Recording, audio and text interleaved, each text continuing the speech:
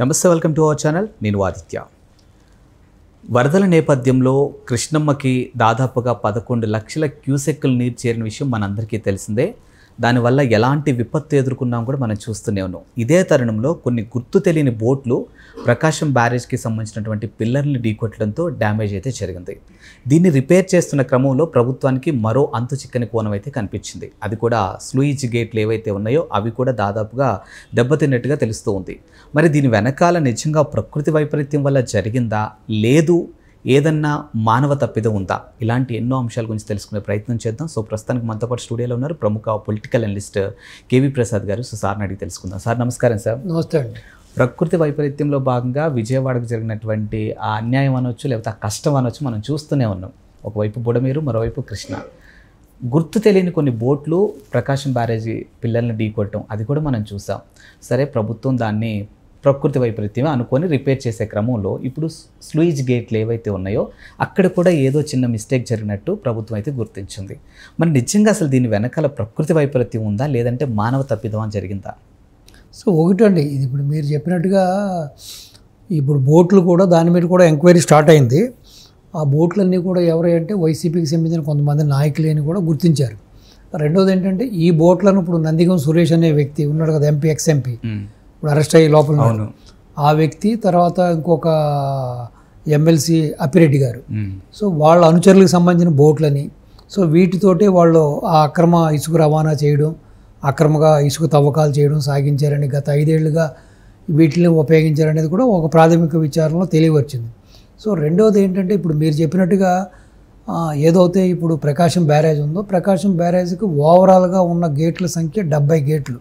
ఈ 70 గేట్లు కాకుండా బ్యారేజీకి ఒకవైపున 4 గేట్లు, ఇంకొక వైపున 6 గేట్లు. సో మొత్తం 10 ఈ స్క్వీజ్ గేట్లు ఉంటాయి, దానికి సంబంధించిన గేట్లు ఉంటాయి. సో దానికి సంబంధించిన గురించి పెద్దగా ఎవరికి అవగాహన ఉండదు.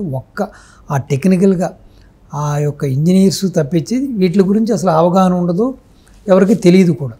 కానీ ఆ ఒక 10కి సంబంధించిన లింకులు కూడా, చైన్లు కూడా తొలగించబడి ఉన్నాయి. సో సాధారణంగా ఏదైనా ప్రమాదం జరిగింది, అనుకోకుండా జరిగిందంటే ఏదో ఒకదానికో 2 దానికో ఆ చైన్లు ఊడిపోవచ్చు. బట్ ఆ 10 స్కోర్ గేట్లకు సంబంధించిన లింకులన్నీ కూడా ఊడిపోయి ఉన్నాయి. అంటే దీన్ని బట్టి మీకు అర్థమవుతుంది, డెఫినెట్గా ఈ సాంకేతికంగా వీటి గురించి తెలిసినవాడు, వీటిని తెరిస్తే ఎంత ప్రమాదం, ఎంత వాటర్ కిందకి వెళ్ళిపోతుంది అనేది తెలిసిన వాడు చేసిన పనే ఇది. దీంట్లో ఎటువంటి తప్పిదం లేదు. సో దీన్ని బట్టి అర్థమవుతే వచ్చిన ఏదైతే 5 బోట్లు కూడా ఉద్దేశపూర్వకంగానే వాళ్ళు తీసుకొచ్చి ఆ బ్యారేజ్ని డ్యామేజ్ చేయడం కోసమే చేసిన కుట్రగా భావంగానే మనం భావించాలి. ఇది ఉద్దేశపూర్వకంగా చేసిందే. ఓ పక్కన చూస్తేనేమో ఈ స్కోర్ గేట్ల యొక్క చైన్ లింకులు తొలగించబడ్డాయి. సో రెండోది ఏంటంటే మీరు ఒక్కసారిగా కానీ వీటికి సంబంధించిన ఆ 10 కూడా కానీ ఓపెన్ అవుతాయి, ఏదైతే ఈ గేట్లు, ఈ స్కోర్ గేట్లు ఓపెన్ అవుతాయి. సో దగ్గర 2 లక్షల క్యూసెక్ వాటర్ బయటకు వెళ్ళిపోవడానికి ఛాన్స్ ఉంది, దిగి వెళ్ళిపోవడం. అప్పుడు నదిలోకి అంత వాటర్ వెళ్తే అప్పుడు మళ్ళీ ఎంత ప్రమాదం జరిగేది. ఇప్పటికీ అతలాకుతలం అయిపోయింది విజయవాడ. సో ఇది ఒక ప్లాన్ ప్రకారం ప్రజలను ఇబ్బంది పెట్టడానికి, ప్రతిపక్షాలను ఇరుకుని పెట్టడానికి చేసిన కుట్రగానే మనం భావించాలి. సో కానీ ఇంత నీచ నికృష్టమైన రాజకీయాలు చేసే ఈ వైసీపీ వాళ్ళని అసలు ఈ రాష్ట్రంలో కూడా ఉండనివ్వకూడదండి. ఇక్కడ వాటర్ స్టోరేజ్ చేసి కరకట్ట ముంచటమేనే వీళ్ళ ప్లాన్. అంతే కదా. ఇప్పుడు ఇన్ని చేసి మళ్ళీ బాబు గారి మీద అవాకులు చవాకులు. బాబు గారు ఏదో తన ఇంటిని కాపాడుకోవడం కోసం ఆయనే గేట్లు తీసేసాడని చెప్పేది, గేట్లు లేని బుడమేరు గేట్లు తీసేసాడని చెప్పి దాన్ని నది అని చెప్పి ఏంటేంటో ఆయన మాట్లాడుతున్నాడు. ఇంకో విషయం చెప్పాలంటే మీకు 1958కి వెళ్తే మీకు అప్పట్లో ఉన్న ఒక ఎంపీ గారు, రామరాజు గారు అనే ఒక వ్యక్తి అప్పుడే ఒక పెద్ద రిజర్వాయర్ కట్టడానికి ఆ ప్రాంతంలో, బుడమేరు ప్రాంతంలో ఆయన ప్లాన్ చేశాడు. ప్లాన్ చేసినప్పుడు ఇదే వైఎస్ రాజశేఖర రెడ్డి యొక్క మేనల్డ్ మాంగారు, అంటే విమలాదేవి ఉంది కదా, ఆవిడ యొక్క వియ్యంకుడు కోటిరెడ్డి అనే వ్యక్తి ఆ రోజున అడ్డపడ్డాడు సైంధవుడిలాగా, ఆ పని చేయనివ్వకుండా. సో అది మరి శాపం అనుకోవాలా, లేకపోతే వీళ్ళు ఏదైనా రాక్షస గణాల, రాక్షస గడియల్లో పుట్టారా? మీరు చూస్తుంటారు, పూర్వం ప్రజాక్షేమం కోసం, రాజ్యక్షేమం కోసం, ప్రజా శ్రేయస్సు కోసం ఎంతోమంది మునులు ఋషులు వాళ్ళు ఆ కందమూలాలు తింటూ ఆ అడవుల్లో ఉంటూ ఎన్నో యజ్ఞయాగాదులు పూజలు పునస్కారాలు చేసేవారు. చేస్తుంటే మనం చాలా పురాణాల్లో చాలా కథలు చదువుకున్నాం, చాలా చూసాం, మనం సినిమాల్లో కూడా చూసాం. ఈ రాక్షసులు రకరకాల మాంసాహారాలను తీసుకొచ్చి ఆ రక్తాన్ని తీసుకొచ్చి వాళ్ళ మీద పోయడం, ఆ ఎలుగుతున్న యాగాలను ఆపేయడం చూసాం. సో ఇప్పుడు ఈ వైఎస్ఆర్ కుటుంబాన్ని చూస్తుంటే, ఈ జగన్మోహన్ రెడ్డి కుటుంబాన్ని చూస్తుంటే ఆది నుంచి కూడా ఈ రెండు రాష్ట్రాలకు కూడా వీళ్ళేదో మొత్తం మీద ఈ తెలుగు ప్రజలని క్షేమంగా ఉండడం కోసం, లేదా తెలుగు ప్రజలు సుఖంగా ఉండడం కోసం వాళ్ళకి గట్టిదేమో. ఆ రోజు 1958లో చూస్తే వైఎస్ రాజశేఖర రెడ్డి సోదరిమణి వియ్యంకుడు వాడు అడ్డపడ్డాడు. ఈ రోజున జగన్మోహన్ రెడ్డి ఒక సైంధవుడిలాగా, ఒక శనిలాగా ఒక ఈ విధమైన ప్రాబ్లమ్స్ అన్నీ చేస్తూ ఉన్నాడు. మీరు చూసారు లేదో, ఇవాళ ఎక్స్లో చూశాను నేను, ఒక వైఎస్ఆర్సీపీకి సంబంధించిన వాళ్ళు పార్టీ దాంట్లో ఒక ట్వీట్ పెట్టారు. అదేంటయ్యా అంటే దాని సారాంశం 1960లో కూడా ఇదే విధంగా వరద వచ్చిందంట విజయవాడకి బుడమేరు ద్వారా. అప్పుడు కూడా దగ్గర దగ్గర 40,000 క్యూసెక్స్ వాటర్ వచ్చింది. ఆ రోజున అసలు ఏమీ అవ్వలేదు. ఈ రోజున పూర్తిగా బాబుగారి వైఫల్యం ఇది, బాబుగారి చేతకాంతనం ఇది, బాబుగారు ఫెయిల్ అయ్యాడు అని చెప్పి ఒక ప్రబుద్ధుడు ట్వీట్ చేయడం చూసింది. మరి అసలు ఆ ప్రబుద్ధుడికి ఏం నాలెడ్జ్ ఉందో, వాడు ఈ యొక్క పేటీఎం కుక్కలకి వాళ్ళు ఇచ్చే 5-10కి ఆశపడి అసలు ఏం పెడుతున్నాం ఏం రాస్తున్నామని ఇంగితం లేకపోయింది. అసలు మనం ఒక ఎగ్జాంపుల్ చెబుతాం మీకు. 1960లో విజయవాడ పాపులేషన్ ఎంతో తెలుసా మీకు? 1,95,000. ఈ రోజున పాపులేషన్ తెలుసా మీకు? 2 కోట్ల చిల్లర. ఆడు కడుపుకు అన్నం తింటున్నాడా, గడ్డి తింటున్నాడా, అసిద్ధం తింటున్నాడా ఆ ట్విట్ చేసినోడు? 1,95,000 ఎక్కడ, 2 కోట్ల చిల్లర ఎక్కడ? సో అప్పటికి ఇప్పటికి ఎన్ని ఇళ్ళు వచ్చినాయి, ఎంత పాపులేషన్ పెరిగింది, ఎంత జనసాంద్రత పెరిగింది, ఎంత సిటీ ఎంత ఎక్స్పాండ్ అయ్యింది. ఆ రోజున దేశ జనాభా ఎంత అండి 1960లో? 44 నుంచి 45 crores. ఈ రోజున ఎంత అండి? 140 కోట్లు. చెబుతున్నా, అసలు కనీసం ఇంగితం లేకుండా ఒకటి. ఆ రోజున బుడమేరు చాలా పెద్దదిగా విశాలంగా ఉంది.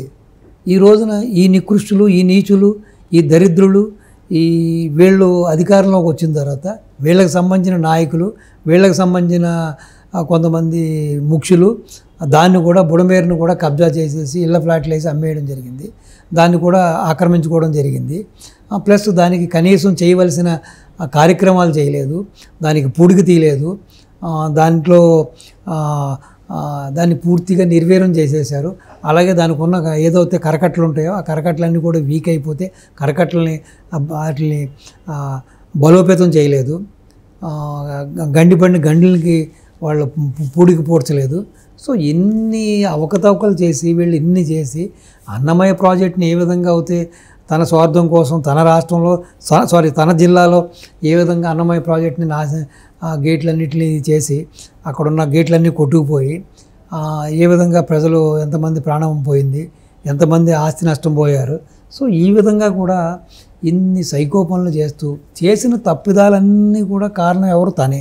అదేవిధంగా ఆ రోజున సెంట్రల్ గవర్నమెంటు 550 crores గ్రాంట్ ఇచ్చింది స్టామ్ వాటర్ డ్రైన్ చేయమని చెప్పి.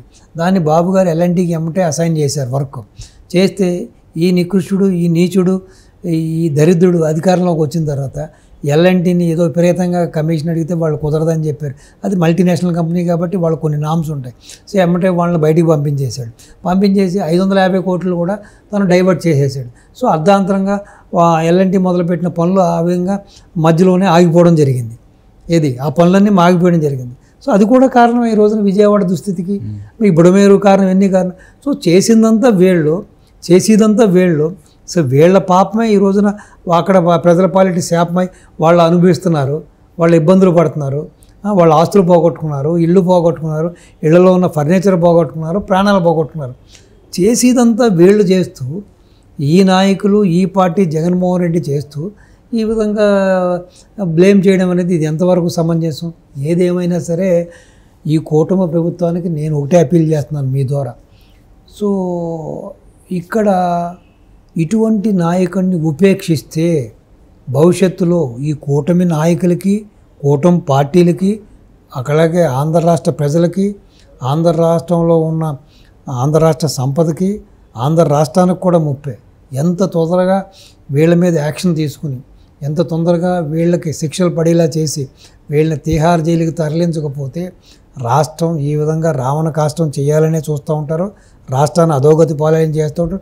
ఎక్కడో ఒక చోట కులాల పేరటో, మతాల పేరటో కొట్లాట్లు, మతాల పేరట్లో ఏమో మోసాలు చేస్తూనే ఉంటారు. కాబట్టి ఇమ్మీడియట్గా వీళ్ళు చేసిన అవినీతి, ఏపీలో చేసిన అవినీతి, అలాగే ఆల్రెడీ ఉన్న సిబిఐ, ఈడీ కేసులు అన్నింటినీ కూడా తిరగదోలి అన్నీ రీఓపెన్ చేసి ఎంత తొందరగా జగన్మోహన్ రెడ్డి రాష్ట్రం నుంచి తీసుకెళ్లి తిహార్ జైల్లో పాడేస్తే అంత తొందరగా రాష్ట్రానికి మంచి మనుగడ, భవిష్యత్తు.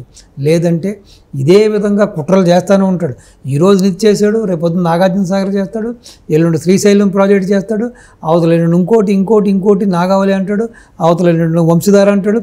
ఈ విధంగా చేస్తూనే ఉంటాడు. ఎందుకంటే అతని ఆలోచన అంతా డిస్ట్రాక్షనే. ఏ విధంగా ప్రజల్ని బాధ పెట్టాలి, ఏ విధంగా పాలకపక్షాన్ని బాధకు పెట్టాలి, ఏ విధంగా చంద్రబాబు నాయుడుగా తలవంపులు తేవాలి, ఏ విధంగా చంద్రబాబు నాయుడు మీద బురద జల్లాలని ఆలోచన తప్పించి అతనికి అయ్యో పాపం ప్రజలు కష్టాల్లో ఉన్నారు, ఇబ్బంది పడుతున్నారు అని చెప్పి ఏమీ లేదు. ఏదో 2 రోజులు నామకావాసిగా తూతూ మంత్రంగా ఏదో రోజుకు 2 గంటలు అటు ఇటు నాటకం ఆడాడు, వెళ్ళిపోయి ఆ యలంక ప్యాలెస్లో కూర్చుని ఈ యొక్క పేటీఎం కుక్కల ద్వారా రకరకాలుగా మాయమాటలు చెబుతూ, రకరకాలుగా ప్రజల్ని మభ్యపెట్టాలని చెప్పి రకరకాలుగా దుష్ప్రచారాలు చేస్తూ ఎంత కష్టపడి ఆ 74-75 ఏళ్ల వయసులో ఆ మహానుభావుడు అంతలా కష్టపడుతుంటే కనీసం తండ్రి వయసు ఉన్న నాయకుడి మీద గౌరవం, ఇంగితం లేకుండా కూడా ఈ అవాకులు చవాకులు పేలుతూ, అలాగే ఈ పేటీఎం కుక్కలు కూడా కనీసం మర్యాద లేకుండా, వయసుకు కూడా మర్యాద ఇవ్వకుండా ఆయన సర్ప్లస్గా కావాల్సినంత పాలు, కావాల్సినంత బియ్యం, కావాల్సినంత ఉప్పులు, పప్పులు, కావాల్సినంత నీరు అన్నీ అసలు జనాలు తినలేకపోతున్నారు. అంత ఫీడ్ చేస్తున్నారు. 3 పూట్ల సర్ప్లస్గా ఇస్తున్నారు. ప్రజలే బయటకు వచ్చి చెబుతున్నారు, ఈయన కాబట్టి మేము బతికాము, ఈయన కాబట్టి మేము బయటపడ్డాము, ఈయన కాబట్టి మేము ఆకలితో లేకుండా ఉన్నాము, ఈయన కాబట్టి ప్రాణాలతో ఉన్నాము అని చెప్పి ప్రజలే చెబుతుంటే వీళ్ళు ఈ విధంగా బుర్ర చల్లడం అనేది వీళ్ళకి ఎక్కడా కూడా మానవీయ కోణం లేదు, మానవతా విలువలు లేవు.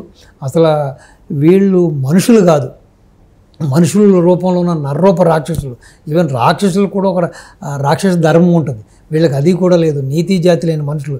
సో ఎంత తొందరగా వీళ్ళని ప్యాక్ చేసి తిహార్కి పంపిస్తే అంత తొందరగా రాష్ట్రానికి మంచి జరుగుతుంది, అంత తొందరగా రాష్ట్రంలో ప్రజలు సేద తీరుతారని చెప్పి మీ ద్వారా నేను గౌరవ ముఖ్యమంత్రి చంద్రబాబు నాయుడు గారు తెలియపరుస్తున్నాను. Thank you sir. నమస్తే అండి.